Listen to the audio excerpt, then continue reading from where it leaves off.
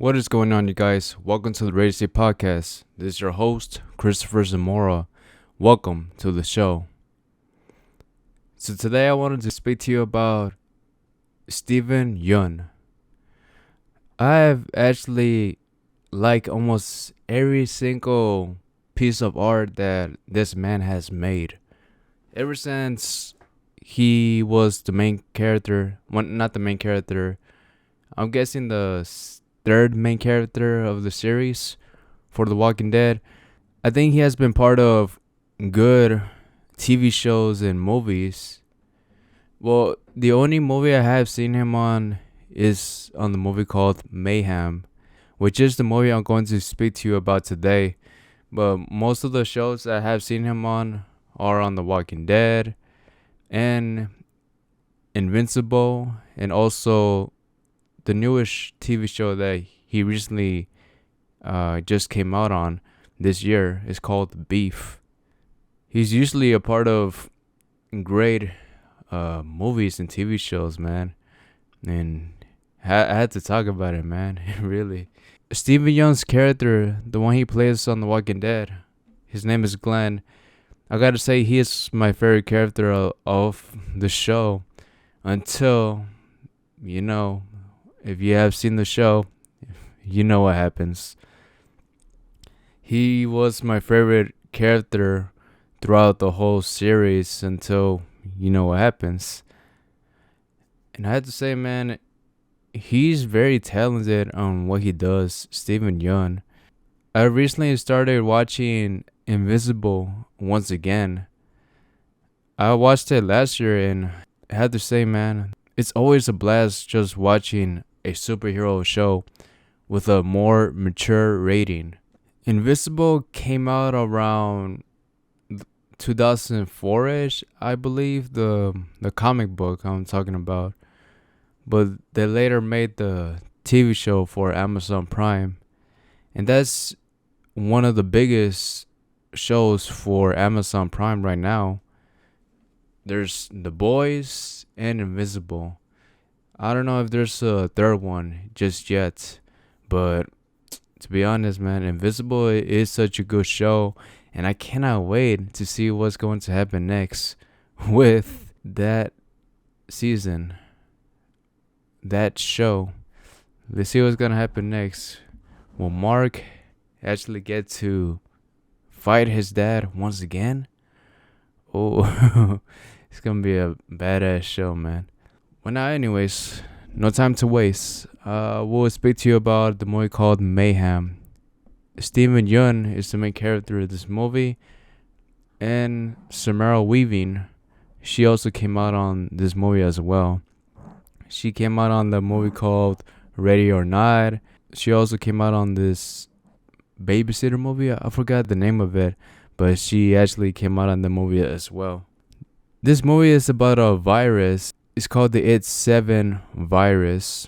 This virus is not deadly, but it can be, depending on what the person thinks. This is like an airborne disease that goes around everywhere. And it so happened to actually make it to the workplace that Steven Yeun's character works at. And the police force, they had to quarantine the whole place. They weren't able to get out of this place. And so they all got infected with that virus. So what does this virus do to them? It enhances their emotions. Like, say if you're angry at your boss and say you just want to, do something to him. You just do it. That's what that virus does to you. It just enhances your emotions, and whatever it is you're thinking of doing, you do it. That's what basically It7 virus does to somebody. And on this movie, supposedly Steven Yeun's character, he wants revenge against his main boss because he fired him. And the reason being is because There's something that went wrong with some paperwork for a very important client. And so supposedly they blamed him, and that is why he lost his job and got fired. Samara Weaving's character, she is there because she's just trying to get her home back. But the thing is, Steven Yeun's character couldn't let her take her house back because of the higher ups. So both of them, they were stuck and they needed to help each other.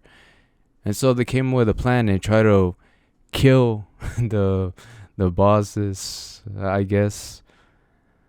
They made this movie as a horror comedy. The comedy just comes from the jokes that they make throughout the movie. And I was like, just the fight scenes overall and just the dialogue. Like the characters are very sarcastic in a way. And that's what just makes this movie fun. And the horror aspect is because of the virus. This virus makes their eye, like one of their eyes, just turns very red. That's how you know that they got infected. It just enhances their mood. And everybody, like I said, in the building was infected.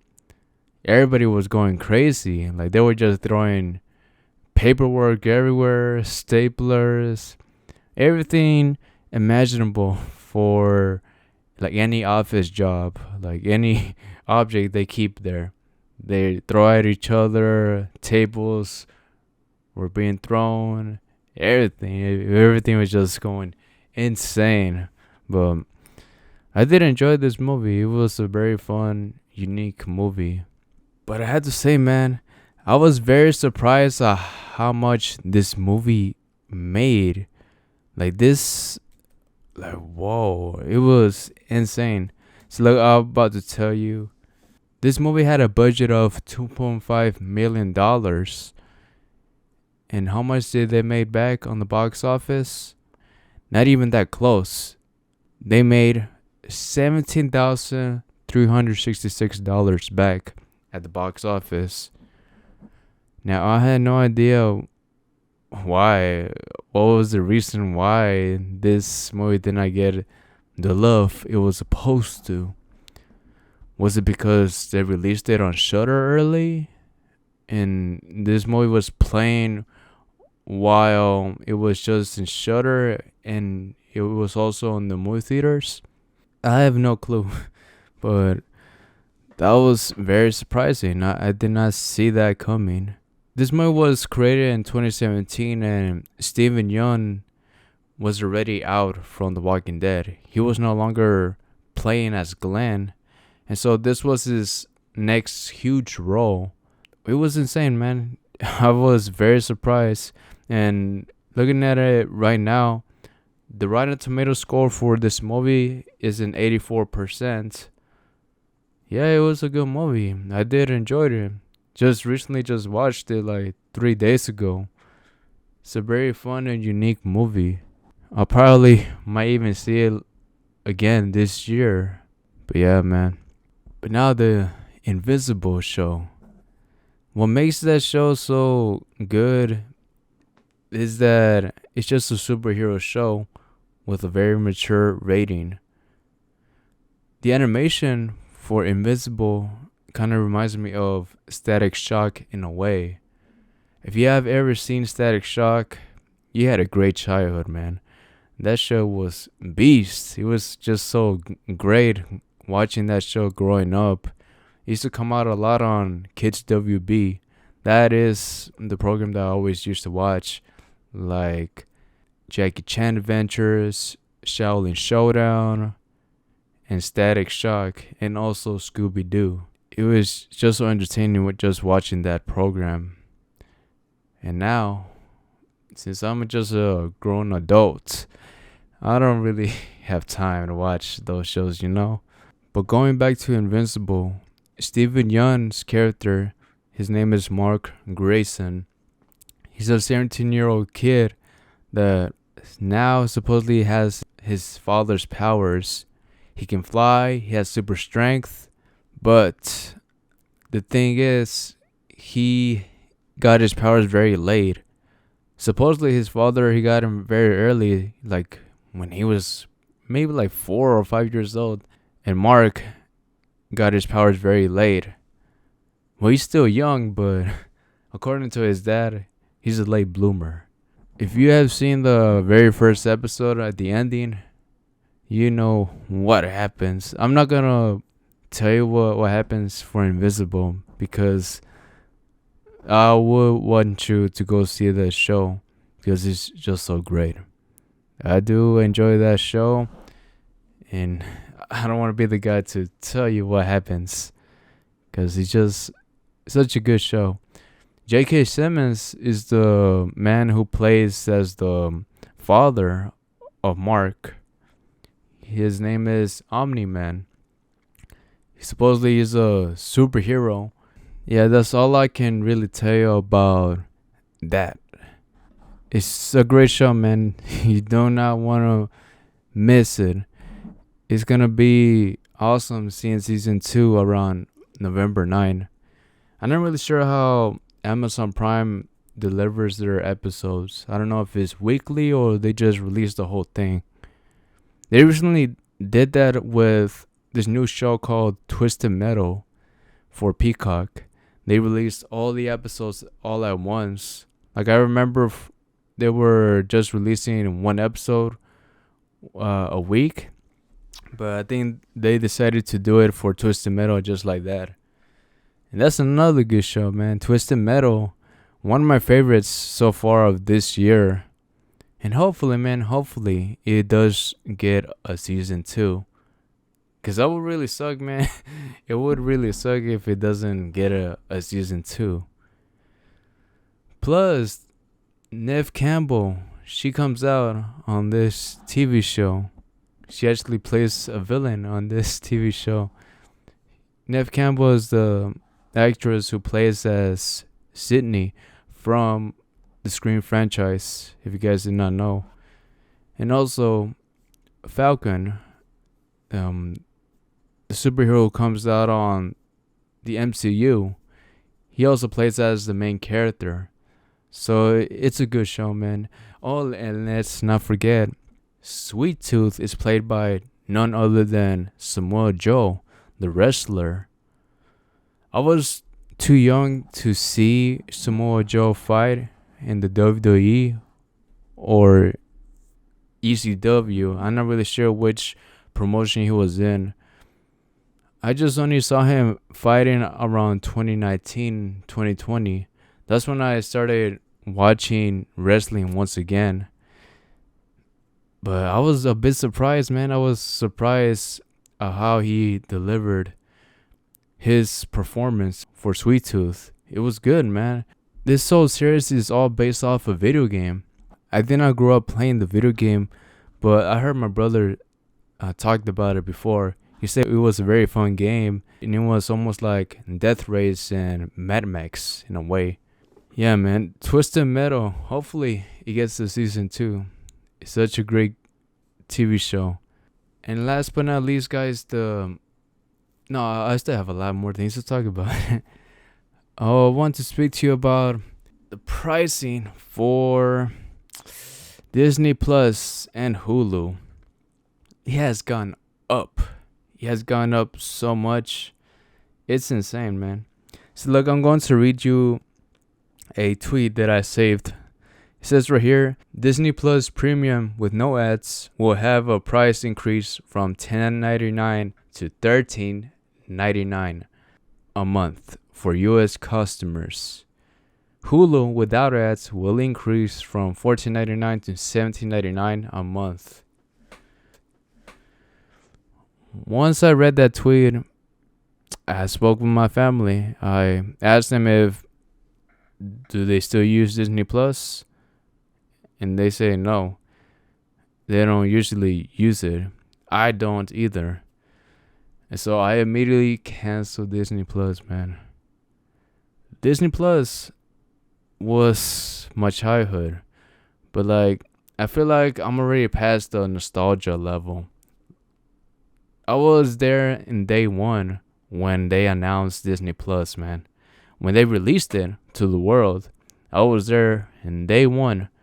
But the thing is, man, around that time period, I think it was 2019, before the pandemic started, it was about $6.99 a month, and then it went up just $1, $7.99 a month. And then it went up $3, $10.99 a month, and now $13.99 a month.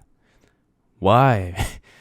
Why, man? It just keeps on increasing, and we're not getting that much great content from Disney Plus, to be honest. I don't even watch the TV shows that come out of it. Like the new Secret Invasion show for the MCU. I did not see that. And also, I haven't really kept up with the Mandalorian TV show as well. But like I heard that it got very bad reviews. Supposedly right now Disney is on fire, man. Disney is not getting good content out, and people are very disappointed with them. And I do kind of agree, man. It just sucks, man. Hopefully Disney does not go bankrupt. Hopefully Disney does not go down like that, because it would really suck if Disney is gone one day. I feel kind of sad if it does, because that is part of my childhood. Like growing up by just watching all these TV shows from Disney Plus, man. Like That's So Raven, Corey in the House, Phil of the Future, Brandy, Mr. Whiskers, Boy Meets World. All these shows I grew up watching because of Disney. Oh, and let's not forget the Even Stevens as well. Yeah, man, it would really suck if one day Disney just won't be here anymore.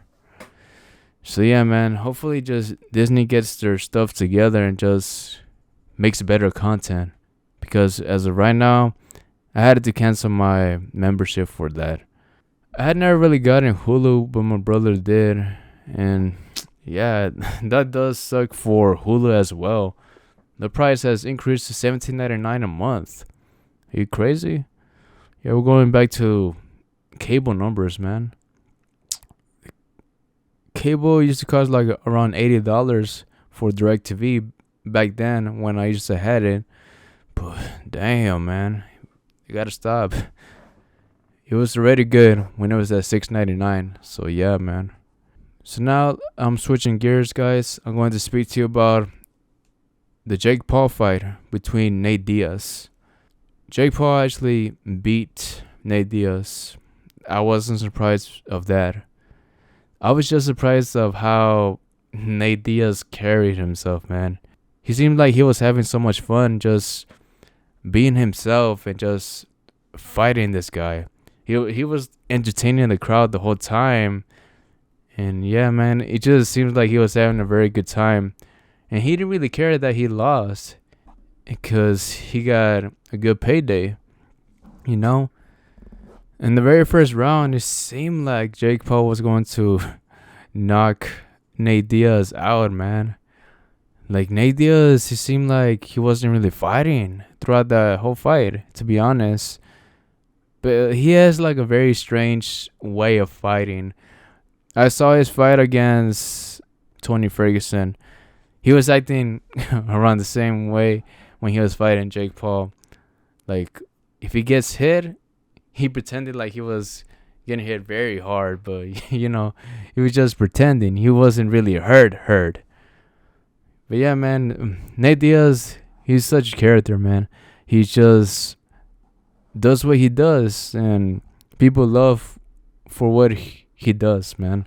I wish I knew about the UFC earlier so I could have seen his career. But like the only fight that I actually saw him live on was the Tony Ferguson fight and the Jake Paul fight.